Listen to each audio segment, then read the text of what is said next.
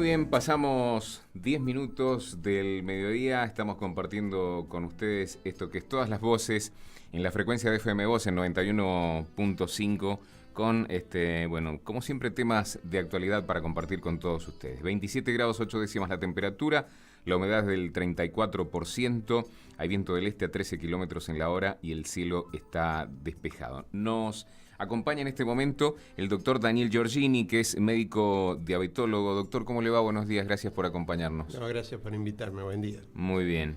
Bueno, obviamente lo hemos invitado para hablar de diabetes. ¿No de gripe? No de gripe en particular. Bueno, ¿cómo está el tema de esta enfermedad que tan importante es?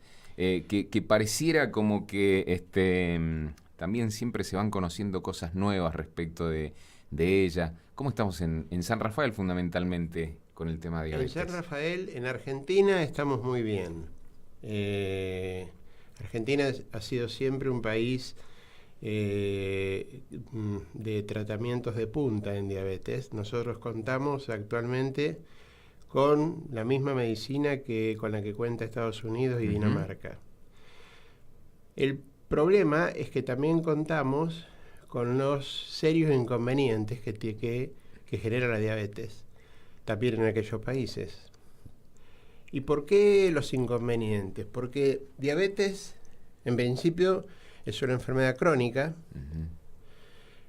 No es algo que uno hace diagnóstico y prescribe un tratamiento. El paciente hace el tratamiento y anda bien y se termina, claro, o anda mal y se termina muriendo. No, diabetes no es así. Diabetes es para toda la vida cuando uno hace diagnóstico, por eso el diagnóstico de diabetes debe ser muy claro, muy concreto y debe ser bien hecho.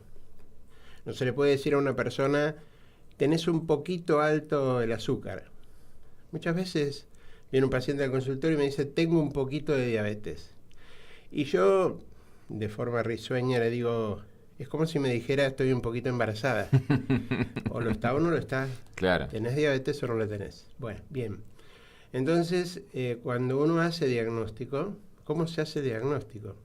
2 glucemias en ayunas por encima de 126 miligramos por decilitro, o una prueba oral de tolerancia que se hace en cualquier laboratorio, donde el valor a los 120 minutos, es decir, a las 2 horas, tiene que estar por encima de 200, o una glucemia al azar, glucemia me refiero a azúcar en sangre, una glucemia al azar, es decir, en cualquier momento del día, por encima de 200, acompañada por síntomas cardinales.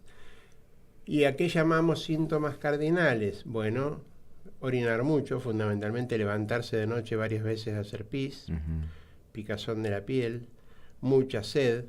Es decir, son síntomas que nos deben hacer pensar. No es que yo me levanto de noche a hacer pis, tengo diabetes. Claro, claro. Bien puedo ser un hombre de más de 70 años y tener una prostatitis y me levanto perfectamente y no tengo por qué tener diabetes. Pero es uno de los síntomas que vale la pena tenerlos en cuenta como para hacer la consulta con el médico que habitualmente me atiende. Ahora, si se hace el diagnóstico, entonces sí corresponde iniciar el tratamiento como debe hacerse.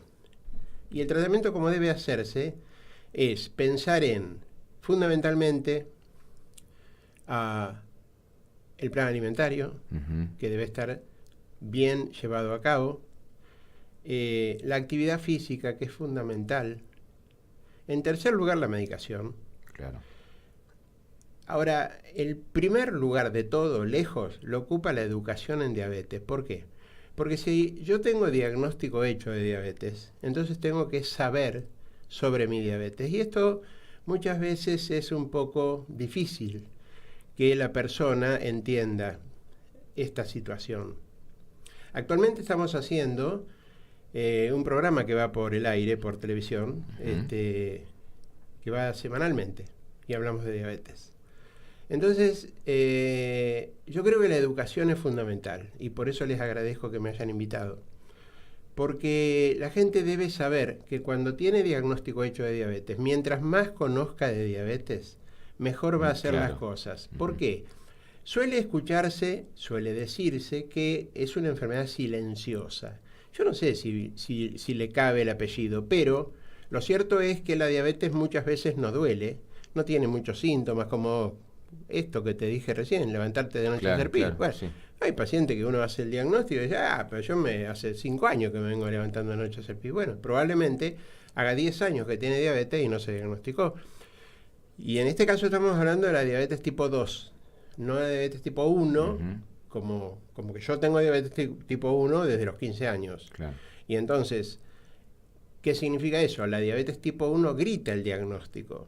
¿Por qué? Porque son chicos o jóvenes o adolescentes o adultos jóvenes que muchas veces se adelgazan repentinamente, orinan muchísimo, y tienen una serie de síntomas de decaimiento muy mal, entonces es muy sencillo hacer diagnóstico. En cambio, la persona con diabetes tipo 2 que suele ser obeso, o por lo menos tener sobrepeso, y eso es un punto crucial, a ver, digo siempre lo mismo. Si yo tengo una persona en mi familia, un familiar directo, digamos mis padres o hermanos o abuelos que tienen diabetes tipo 2, no tengo derecho a tener sobrepeso. ¿Por qué? Porque estoy haciendo trabajar demasiado a mi páncreas y en algún momento mi páncreas, que está segregando insulina. La insulina es como una llave que abre la puerta de las células para que entre la glucosa que corre por la sangre, y la glucosa sirve como energía de la célula. Ahora, si yo exijo a mi páncreas, ¿por qué? Porque un páncreas que trabaja para 70 kilos que debiera tener y tengo 100, no es lo mismo. Trabaja excedido, exigido.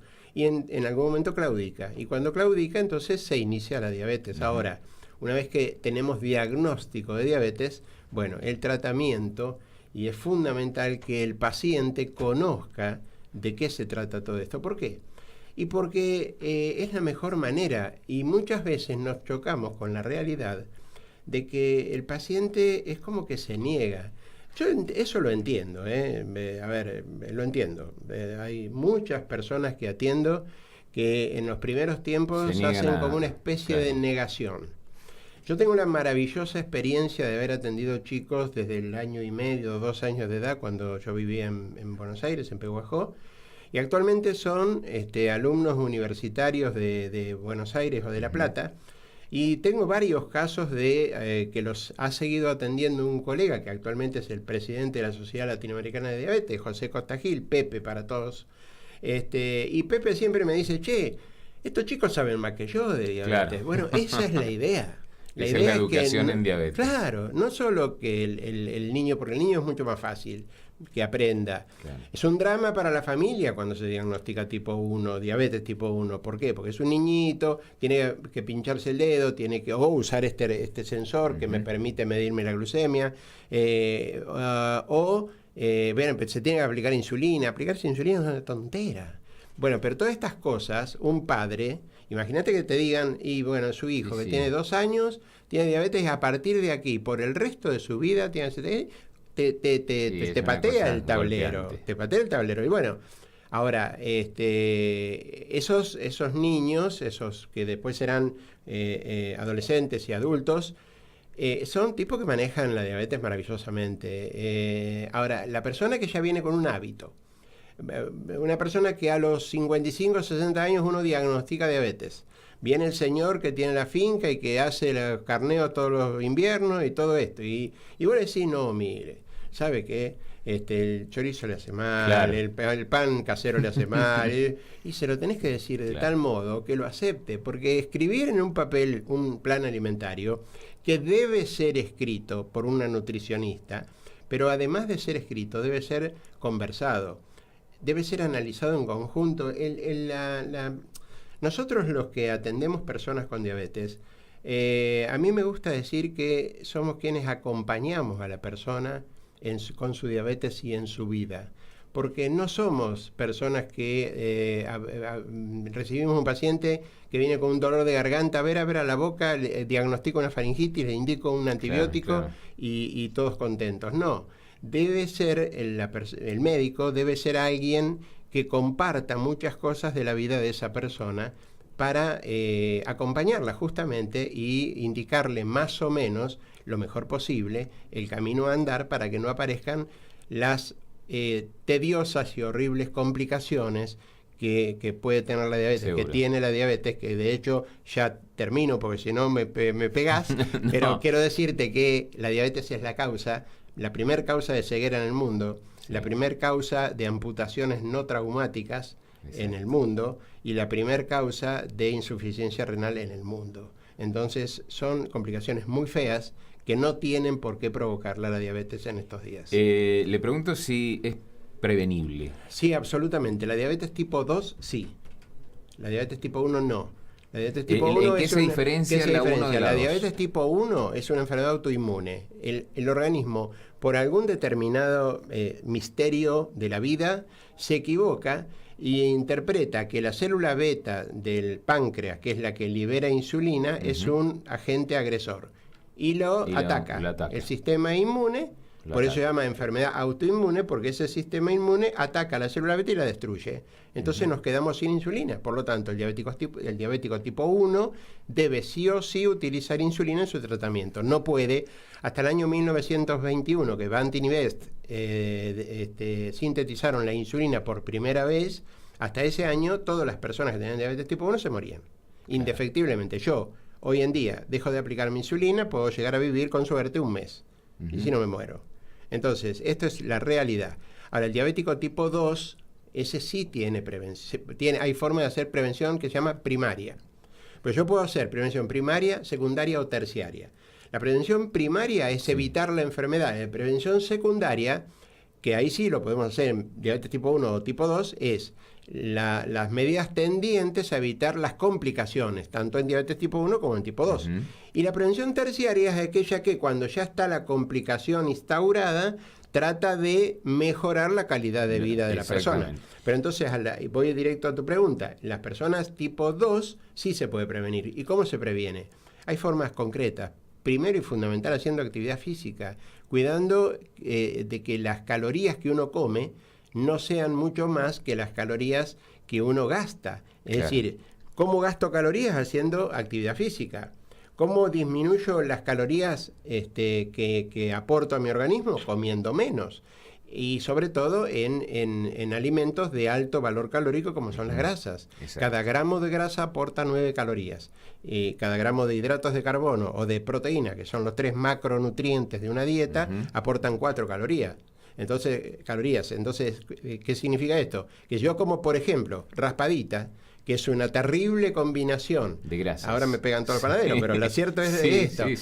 Las tortitas, raspaditas, tortas fritas. Es decir, es una combinación de grasa y harina. Es terrible, es espantoso.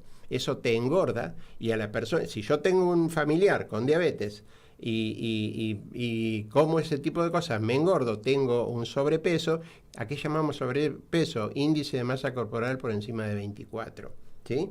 Peso sobre talla al cuadrado. Así se saca el índice de masa corporal. Peso corporal sobre talla al cuadrado. Así saco el índice de masa corporal. Como eso, son muchas cosas como para decirlas tan rápido, pero intento por todos los medios de ocupar y las carnes, tiempo. Me imagino. Las carnes tienen proteínas, fundamentalmente son proteínas. Las carnes que vienen con grasa, por cierto, aportan más calorías por la grasa que tienen. Pero si no, la carne es puramente proteínas. El tema es que sí se puede hacer prevención. No tenemos que engordar cuando tenemos familiares con diabetes tipo 2. Y aunque no los tengamos, lo cierto es que la obesidad en estos tiempos en el mundo es una epidemia, es una pandemia. ¿No? Es una pandemia y por eso la diabetes tipo 2 está creciendo desmesuradamente en el mundo. Mira, ¿Eso lo nota usted también en las consultas diarias que recibe? No, esto es absolutamente estadístico y científico. Esto está publicado, todos los años se publican trabajos de prevalencia de diabetes y todos los años va creciendo de una manera desmesurada. la prevalencia de diabetes. Prevalencia es el número de personas. Y esto radica puntualmente en la alimentación, ¿no? En la alimentación, en la mala actividad física, la mala... el sedentarismo. El sedentarismo, es decir, la mala calidad de vida que tenemos en estas sociedades. Sí. Nosotros hicimos un trabajo porque en una época, hace algunos años atrás, en un congreso vimos con colegas del sur de nuestro país, de Bariloche, gente de Chile presentó un trabajo sobre los mapuches, donde decían que mapuches tenían menos incidencia, que son el número de casos nuevos de una enfermedad en una población en un determinado periodo de tiempo, tenían menos incidencia de diabetes que la comunidad aria. Entonces, hablando con un colega de Bariloche, le dije, ¿qué te parece si hacemos un trabajo con los mapuches del Bolsón, que viven porque la gente de Chile había hecho un trabajo comparando a la gente que vive en Concepción con mapuches que estaban a 100 kilómetros de distancia. Entonces nosotros hicimos el mismo trabajo, pero comparamos los mapuches que viven en Bolsón con la comunidad aria del Bolsón. Entonces ahí ya el medio ambiente no influía. Entonces, ahí nos dio concretamente que la prevalencia de diabetes era la misma, pero tenían mucho menos dislipemias, problemas de colesterol, lípidos, claro, y mucho menos estrés que el resto de las personas de la comunidad aria. Entonces, el estrés también influye muchísimo. Entonces, como ves, esto es muy largo, pero vale la pena. Vale la pena que de vez en cuando nos inviten a los que acá somos 5 o 6 especialistas en diabetes y todos vamos a hablar de la misma manera, porque lo ideal en esto, cuando digo, uno puede hacer el mejor tratamiento, pero no se puede curar la diabetes. Entonces, ¿qué es lo ideal? Que no empiece. Lo ideal es hacer prevención primaria. Claro. ¿Para qué? Para que evitar que los casos de diabetes tipo 2 aparezcan. Y también hay otro tema que es la diabetes gestacional. Entonces, cuando una mujer está embarazada, en la semana 24 de embarazo debe hacerse una prueba oral de tolerancia, todas. No, si tienen antecedentes, por cierto, pero si no los tuvieran, también deben hacerla, porque esa detección de una diabetes gestacional nos permite hacer tratamiento para que esa mujer, cuando tenga 50, 55 años, no haga una diabetes tipo 2. En estos casos sí hacemos también prevención primaria, porque evitamos que se inicie una diabetes tipo 2 en una mujer que cuando viene a la consulta y yo le pregunto, ¿tiene usted hijos? Sí, tengo 3. Ajá, ¿alguno pesó más de 4 kilos al nacer? Ah, sí, 2 de ellos. Y hizo una diabetes gestacional. A mí nunca me lo dijeron. Bueno, vale, entonces hace 20, 30 años atrás no hacíamos este tipo de estudios, ahora sí los hacemos siempre, y cuando detectamos una diabetes gestacional le ponemos en tratamiento. ¿No? Qué importante para cómo van evolucionando los estudios, paralelamente, me imagino, a todo lo que tiene que ver con la medicina en general, me refiero a la medicación. Sí, la medicación en diabetes se ha mejorado enormemente. Yo cuando empecé con la enfermedad me tenía que poner, iba a la facultad con la cajita de aluminio, con la jeringa de vidrio dentro y la aguja de fierro esa espeluznante. Claro, hoy en día no existen. Claro. Hoy en día la gran mayoría de gente, bueno, por cierto, las personas que tienen una obra social, porque son caras las insulinas, se usan lapiceras que se llevan en el bolsillo y son muy fáciles y muy cómodas de utilizar. Y las personas que se atienden en los centros de salud o en el hospital utilizan las jeringuillas, pero que son con agujas que absolutamente se siente ningún dolor al aplicarse. Doctor, le queremos agradecer la participación. Sin duda es un tema sumamente hablar rápido, sumamente amplio y para charlar largo y tendido, ¿no? Porque surgen siempre preguntas, inquietudes, porque cuando uno habla y escucha a un profesional hablar como usted del tema, hay muchas cosas que le quedan picando. Entonces dice, bueno, y si le pregunto a ver qué me está pasando a mí con esto, bueno, pero seguramente no va a faltar oportunidad para que sigamos charlando. Yo les agradezco mucho, porque esto significa ayudar a la gente en general. Bueno, muchas gracias. Dialogamos con el doctor Daniel Giorgini, médico diabetólogo. Así nos estamos despidiendo. Llegamos al final. Nos despedimos. Que tengan un lindo fin de semana. Chao.